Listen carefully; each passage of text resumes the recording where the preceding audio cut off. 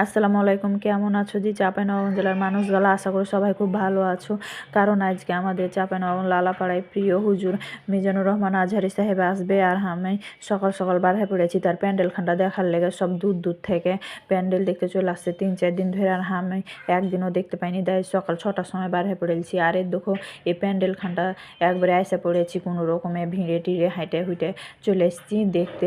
তো কত সুন্দর দেখে জি ভরে গেল প্যান্ডেলখানটা। আর এর দেখো এখানে করে বড় বড় পর্দা গেলা, মানে প্রজেক্টর না কি কহে এগুলাকে, এগুলা টাঙ্গে রেখেছে। সব দেখবে এগুলাতে। তাও তো দেখে এক কথায় সব কিছু দেখে আসলে খুব সুন্দর লাগলো। এত বড় প্যান্ডেল আমি কোনোদিন দেখিনি।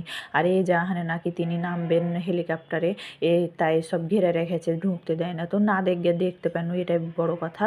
আর এর দেখো সব কিছু দেখে প্যান্ডেলে এত মানুষজন সকাল 6টার সময় দেখে আমি তো আর এক চিন্তায় আমার যেখানটা সুখিয়ে দিচ্ছে যে এত মানুষ আইসে উঠে বসবে জি।